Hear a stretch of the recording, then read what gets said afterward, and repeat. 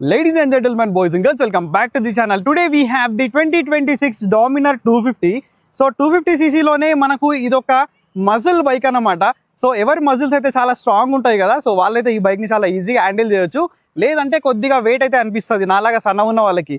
So height అయితే పెద్ద problem కాదు, లైక్ 5'4", 5'5" ఉన్న వాళ్ళు కూడా చాలా ఈజీగా మేనేజ్ చేయొచ్చు. బట్ ఒకటి ఏంటంటే దీని యొక్క వెయిట్ అనేది కొద్దిగా ఎక్కువ ఉంటుంది. సో ఆల్రెడీ మనకు డామినర్ 400 అనేది one of the best motor cycle అన్నమాట టూరింగ్ కోసం. బట్ ఈ 250 ఎందుకు, ఎవరు తీసుకోవాలి? అండ్ ఆల్రెడీ మనకు 250cc కేటగిరీలోనే మెయిన్లీ బజాజ్లో ఆల్రెడీ మనకు N250 అనేది ఉంది. సో ఈ బైక్ని ఎవరు కన్సిడర్ చేయాలి, ఎవ్రీథింగ్ అయితే చెప్తాను. అండ్ ఈ బైక్ని నాకు ప్రొవైడ్ చేసిన VVC బజాజ్ థర్డ్ బండ్ వాళ్ళకైతే thank you so much. So third బండ్లో ఈ బైక్ యొక్క ఆన్ రోడ్ ప్రైస్ అనేది 2,32,000 రూపీస్ అనేది ఉంది. సో మీ ఏరియాలో ఒక 2 to 3,000 అనేది ఎక్కువగా తక్కువగా ఉండొచ్చు. సో లేట్ చేయకుండా ఈ బైక్ యొక్క రివ్యూ అనేది స్టార్ట్ చేసేద్దాం. దీని తర్వాత ఈ బైక్ యొక్క డీటెయిల్ రైడ్ రివ్యూ వస్తుంది. దాంట్లో ఏంటంటే ఈ బైక్ యొక్క బ్రేకింగ్, సస్పెన్షన్, హ్యాండ్లింగ్, ఎవ్రీథింగ్ అయితే చెప్తాను. సో లేట్ చేయకుండా let's get in to the video. Dominar 250 అనేది చూడడానికి సేమ్ లైక్ మనకి డామినర్ 400 లాగానే ఉంటుంది. బట్ కాస్మెటికలీ మనకి చాలా చేంజెస్ అయితే ఉంటాయి. మెయిన్గా ఈ సిట్రస్ కలర్ ఏదైతే ఉంది కదా, like neon colour, like yellow neon లాగైతే ఉంది, చూడడానికి మాత్రం చాలా బాగుంది. సో ఒక ఫంకీ కలర్ అండ్ చాలా అట్రాక్టివ్ కలర్ అని చెప్పొచ్చు మిగతా కలర్స్తో కంపేర్ చేసుకుంటే. సో ఒకసారి ఇన్ డీటెయిల్గా ఎవ్రీథింగ్ చెప్తాను. సో దానికి ముందు దీని యొక్క ప్రైస్ అనేది నేను షూట్ చేస్తున్న షోరూంలో 2,32,000 రూపీస్ అయితే ఉంది. అండ్ అదే మీరు డామినర్ 400 కనుక కొనాలి అనుకుంటే అది లైక్ 3,30,000 రూపీస్ అయితే ఉంటుంది. ఆల్మోస్ట్ మనకి 1 lakh ప్రైస్ డిఫరెన్స్ అనేది ఉంది. సో ఒకసారి మనం ఇగ్నిషన్ అనేది ఆన్ చేసుకుందాం. సో మనకి కీస్ ఏవైతే ఉన్నాయి కదా, సో కీస్ పైన మనకి డామినర్ది లోగో వస్తుంది, చూసుకోవచ్చు ఇక్కడ. అండ్ మనం ఫ్రంట్ నుంచి చూసుకుంటే మనకి 400 లాగా పెద్ద విండ్షీల్డ్ అయితే రావట్లేదు, ఒక చిన్న వైజర్ అయితే వస్తుంది. And year we can fix the number plate. అలాగే మనకు దీంట్లో ఏంటంటే LED ఇండికేటర్స్ వస్తున్నాయి, ఇది ఒక మంచి టచ్ అని చెప్పొచ్చు. అండ్ ఇక్కడ మనకి టోటల్గా నియాన్ గ్రాఫిక్స్ అనేది ఇచ్చారు. అండ్ హెడ్లైట్ పరంగా అసలు చెప్పాల్సిన అవసరం లేదు, one of the best headlight అన్నమాట. నైట్ టైం అయితే విజిబిలిటీ చాలా అంటే చాలా బాగుంటుంది. మీరు టూరింగ్ చేయాలి అనుకున్న హైవే పైన, సిటీలో ఎక్కడ రైడ్ చేస్తున్నా కానీ మనకు ఎక్స్ట్రా లైట్స్ అనేది అస్సలు అవసరం పడవు, అంత బాగా అయితే ఉంటుంది. అండ్ ఇక్కడ ఫ్రంట్లో మనం చూసుకుంటే 37mm మనకి USD ఫోక్స్ అయితే ప్రొవైడ్ చేస్తారు. దీని ఫీడ్బ్యాక్ అనేది మనకి లిటిల్ బిట్ స్టిఫ్ ఉంది, మరీ అంత సాఫ్ట్ అయితే లేదు. అండ్ ఇక్కడ కూడా మనకి ఫైబర్ ప్యానెల్, అండ్ ఇది కూడా మనకి నియాన్ కలర్లో అయితే ఉంది. అండ్ ఈ సస్పెన్షన్ కూడా నాకు తెలిసి ఎండ్యూరెన్స్ నుంచి అనుకుంటా, ఇక్కడ బ్రాండింగ్ అయితే ఏం లేదు, బట్ ఎండ్యూరెన్స్ నుంచే తీసుకుంటారు మెయిన్గా బజాజ్ వాళ్ళు. ఇక్కడ మనం చాలా బైక్స్లో చూస్తుంటే మనకి డిస్క్ ప్లేట్ అనేది రైట్ సైడ్లో ఉంటుంది, కొన్నిట్లో లెఫ్ట్ సైడ్ ఉంటుంది. దీంట్లో మనకి లెఫ్ట్ సైడ్ ఉంది. అసలు ఈ రైట్ అండ్ లెఫ్ట్ వల్ల మనకి యూజ్ ఏంటి అని అంటే, సో బైక్ డిజైన్ చేసినప్పుడు ఒక్కోసారి ఏమవుతుంది, మనకు వెయిట్ అనేది కొద్దిగా రైట్ సైడ్కి ఎక్కువ ఉంటుంది, లేకపోతే లెఫ్ట్ సైడ్కి ఎక్కువ ఉంటుంది. సో దీంట్లో ఈ ఎగ్జాస్ట్ అయితే ఉంది కదా, ఇది మనకి రైట్ సైడ్లో ఉంది కదా, దీని యొక్క వెయిట్ అనేది కొంచెం ఎక్కువ ఉంటుంది. సో దీన్ని వీళ్ళు బ్యాలెన్స్ చేయడానికి, సో సెంటర్ ఆఫ్ గ్రావిటీ మనకు ఉండడానికి దీంట్లో మనకి డిస్క్ ప్లేట్ అనేది లెఫ్ట్ సైడ్లో అయితే ఇచ్చారు. ఇది దీనివల్ల యూజ్ అన్నమాట. కొన్ని బైక్స్లో రైట్ అండ్ లెఫ్ట్ ఉంటుందిగా, కన్ఫ్యూజ్ అయితే అవ్వకండి. అండ్ దీంట్లో డిస్క్ ప్లేట్ ఏదైతే ఉంది కదా, ఇది 300mm అయితే ఉంది, which is non petal disc. అలాగే దీంట్లో డ్యువెల్ ఛానల్ ABS అనేది ఉంది, విత్ ట్రాక్షన్ కంట్రోల్ కూడా ఉంది. కావాలంటే మనం ట్రాక్షన్ కంట్రోల్ అనేది ఆఫ్ కూడా చేసుకోవచ్చు. అండ్ ఇక్కడ మనకి బైబ్రీ క్యాలిపర్స్ అయితే ఇచ్చారు, రేడియల్లీ మౌంటెడ్. అండ్ దీని యొక్క బ్రేకింగ్ బైట్ అనేది ఫ్రంట్ది చాలా బాగుంది, బట్ ఇంకొద్దిగా బైట్ అనేది ఉండుంటే బాగుంది అనిపించింది నాకు. ఎందుకంటే దీని వెయిట్ వల్ల అనుకుంటా, మరి బైట్ అనేది బాగానే ఉంది, బట్ అంత బైట్ అనేది నాకు అనిపించలేదు. లైక్ 250cc మీరు డ్యూక్ కానీ లైక్ వేరే బైక్స్ నడిపినప్పుడు ఈ బైక్ నడిపితే కనుక మీకు డిఫరెన్స్ అనేది డెఫినెట్లీ నోటీస్ అయితే చేస్తారు. ఇది మనకి బ్రేకింగ్ గురించి అన్నమాట. అండ్ టైర్స్ గురించి మాట్లాడితే దీంట్లో ఫ్రంట్ 100/80 సెక్షన్ 17" వీల్స్ ఉన్నాయి. సో 250cc మినిమం మనకి 110 సెక్షన్ టైర్ అన్న ఇవ్వాల్సింది, మరీ సన్నగా అయితే ఏం లేదు, బట్ మనకి 110 ఇచ్చి ఉంటే ఇంకొద్దిగా బెటర్గా ఉంటుందని చెప్పి నా ఒపీనియన్. అండ్ ఇక్కడ మెయిన్గా మనం ఇంజన్ గురించి మాట్లాడితే దీంట్లో ఇక్కడ చూసుకోవచ్చు మనం 248.77cc సింగిల్ సిలిండర్ మనకి DOSC 4 valve ఇంజన్ అన్నమాట.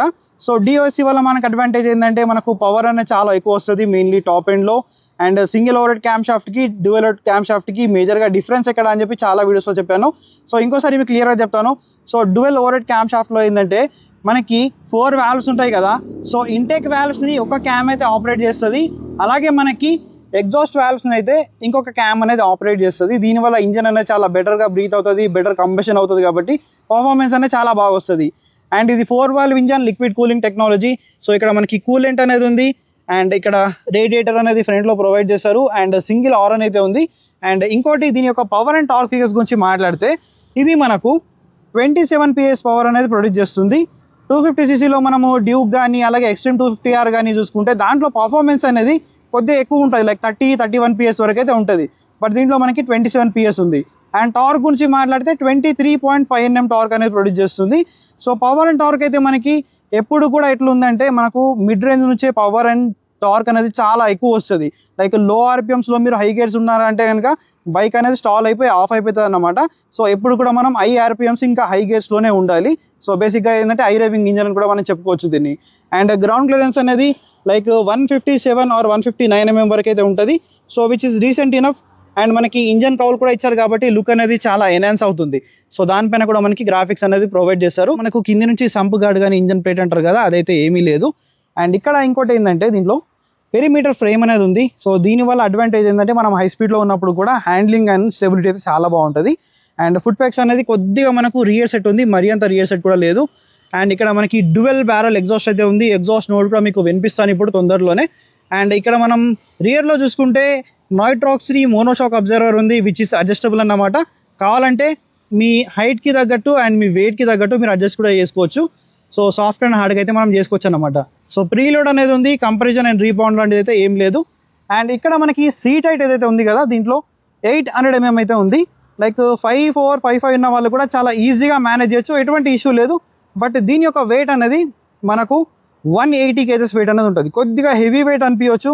లైక్ సన్నగా ఉన్న వాళ్ళకైతే ప్రాబ్లం అవుతుంది. లైక్ మజిల్ మ్యాన్ లైక్ కొద్దిగా జిమ్కి వెళ్ళే వాళ్ళకైతే ఈజీగా మేనేజ్ చేయొచ్చు, ఎటువంటి ఇష్యూ అనేది కూడా ఉండదు.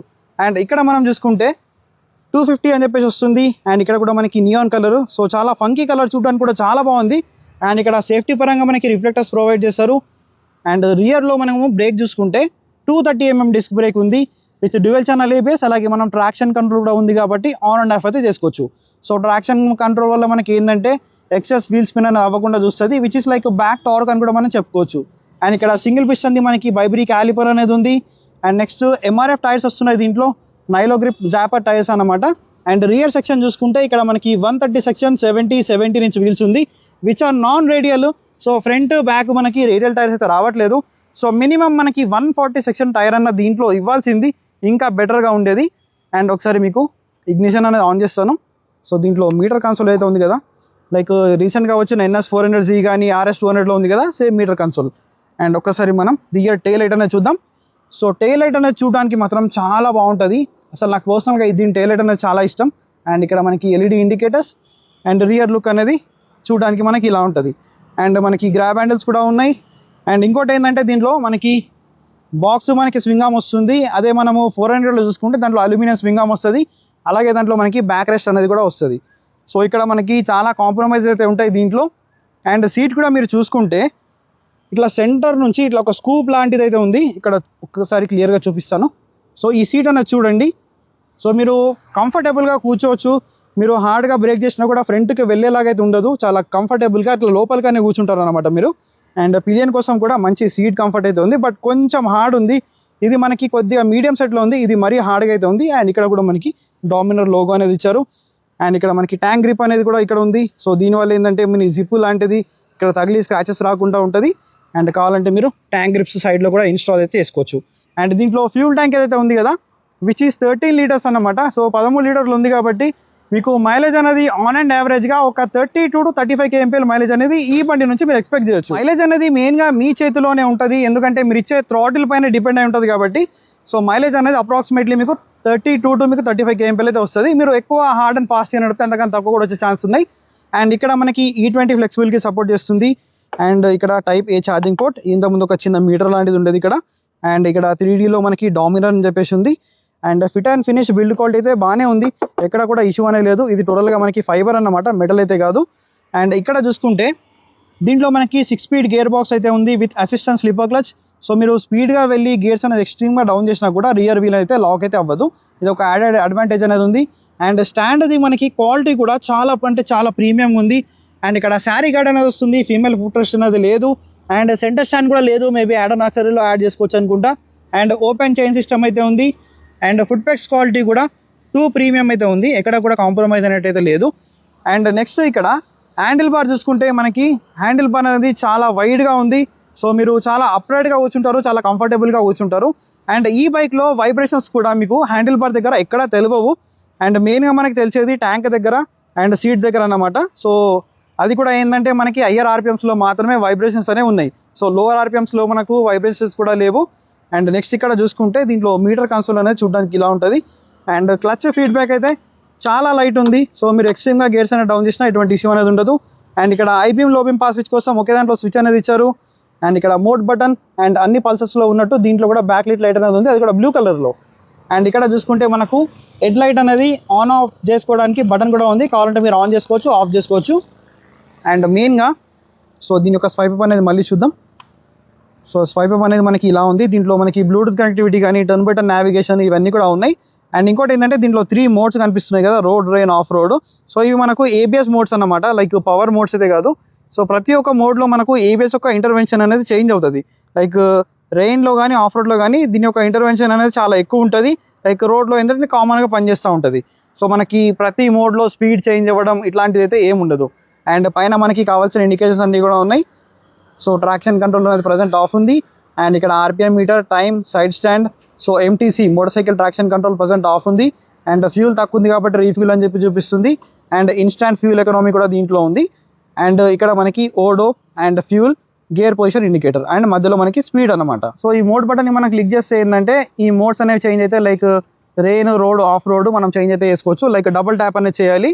అండ్ ఇక్కడ మిగతా ఇన్ఫర్మేషన్ చూసుకుంటే మనకి ఇక్కడ డామినర్ అని చెప్పేసి కోడ్ ఉంది కదా, సో ఆ కోడ్తో పాటు మనం ఏంటంటే కనెక్ట్ అయితే చేసుకోవాలి. అండ్ యావరేజ్ ఫ్యూల్ ఎకనామీ ఉంది. అండ్ నెక్స్ట్ మనం దీని లోపలికి వెళ్తే ఇక్కడ ట్రిప్ బి ఉంది అండ్ ఓడో అయితే ఉంది, లైక్ ఇంటర్ సెట్టింగ్స్ ఉన్నాయి. అండ్ ఇదన్నమాట మనకి average fuel economy, instant fuel economy ఉంది. డిస్టెన్స్ టు సర్వీస్ అనేది ఉంది, ఇంకా 428 కిలోమీటర్స్కి మనకి సర్వీస్ అయితే చేయించాలి. అండ్ నెక్స్ట్ ఇక్కడ సెట్ క్లాక్ అండ్ ఎక్సిట్, మళ్ళీ లాంగ్ ప్రెస్ చేస్తే మనం దీని నుంచి ఎక్సిట్ అయిపోతాం అనమాట. అండ్ ఒకవేళ మీరు యాప్తో పాటు కనెక్ట్ చేసుకుంటే కనుక మనం దీంట్లో చాలా ఇన్ఫర్మేషన్ అనేది యాక్సెస్ చేయొచ్చు. డామినర్ 250 ఒక ఎగ్జాస్ట్ నోట్ అయితే విందాం. So let me turn it on. ఇది మనకి ఐడ్లింగ్లో సౌండ్. ఒక్కసారి మీకు రెవ్ ఇచ్చి చూపిస్తాను, వినండి ఒకసారి.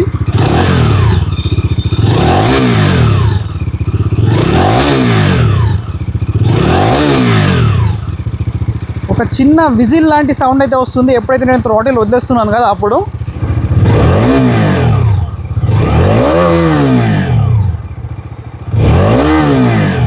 So finally this is all about the 2026 Dominar 250 గురించి.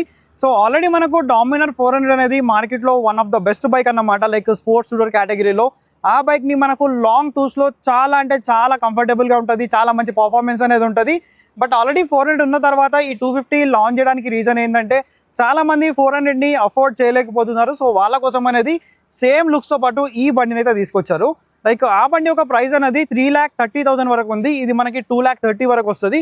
లైక్ ఆల్మోస్ట్ మనకి ఏంటంటే ఒక 1,00,000 రూపీస్ ప్రైస్ డిఫరెన్స్ అనేది ఉంది. సో అంత ప్రైస్ ఎవరైతే పెట్టలేరు కదా వాళ్ళ కోసం అయితే ఈ బైక్ లాంచ్ చేస్తారు.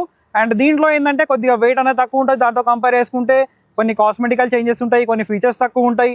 అలాగే ఏంటంటే దీంట్లో మనకి ఇంజన్ కెపాసిటీ తక్కువ కాబట్టి మైలేజ్ అనేది కొద్దిగా ఎక్కువ వస్తుంది కంపేర్ టు 400. సో ఎవరి దగ్గర బడ్జెట్ ప్రాబ్లం కాదు అనుకుంటారు కదా వాళ్ళకైతే నేను 100% డామినర్ 400 రికమెండ్ చేస్తాను. సో బడ్జెట్ తక్కువ ఉంది, లైక్ సిటీలో ఎక్కువ యూజ్ చేసుకుంటాము అప్పుడప్పుడు, లైక్ లాంగ్ టూర్స్ వెళ్ళాలి అనుకున్నప్పుడు, లైక్ తక్కువ సీసీ మైలేజ్ ఎక్కువ కావాలి అనుకున్నప్పుడు మాత్రమే మీరు ఈ బండికి అయితే రావచ్చు. లైక్ బడ్జెట్ ఇష్యూ కాదు అనుకుంటే 400 అనేది ఎప్పటికీ బెస్ట్ చాయిస్.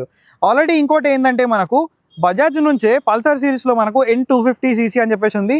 సో చాలా మందికి ఏంటంటే 250 తీసుకోవాలా లేకపోతే ఈ డామినర్ 250 తీసుకోవాలా అని అంటే రెండు చాలా different bikes, totally different. So మనకి 250cc అనేది మీరు చూస్తున్నారు తప్ప, సో దీంట్లో మనకి liquid cooling technology, 4 valve DOC కాన్ఫిగరేషన్తో వస్తుంది. అది మనకి 2 వాల్వ్ ఇంజన్, ఆయిల్ కూలింగ్ సిస్టమ్తో వస్తుంది. దీంట్లో పవర్ అనేది మనకి 27 PS వస్తే దాంట్లో మనకి పవర్ అనేది 24.5 PS వస్తుంది. అండ్ టార్క్ కూడా దాంట్లో 21 వస్తే దీంట్లో మనకి 23.5 Nm టార్క్ అనేది వస్తుంది. అండ్ వెయిట్ డిఫరెంట్, దీని యొక్క క్యారెక్టర్ డిఫరెంట్. ఇది ఎప్పుడు కూడా మనకి హై RPMలో ఉన్నప్పుడు మాత్రమే మనకి పర్ఫార్మెన్స్ అనేది వస్తుంది. అదే N250 అనేది ఏంటంటే మనకి లో ఎండ్ నుంచి టార్క్ అనేది చాలా బాగుంటుంది, మిడ్ రేంజ్ వరకు. టాప్ ఎండ్లో అంతగానం ఉండదు. సో దాంట్లో పెరిమీటర్ ఫ్రేమ్ అనేది ఉండదు, దాని హ్యాండ్లింగ్ డిఫరెంట్, దీని హ్యాండ్లింగ్ డిఫరెంట్, చాలా డిఫరెన్స్ అయితే ఉంటాయి. సో మీకు రెండు బైక్స్ మధ్యలో డీటెయిల్ కంపారిజన్ వీడియో కావాలి అంటే డెఫినెట్లీ ఆ వీడియో కూడా తీసుకొస్తాను.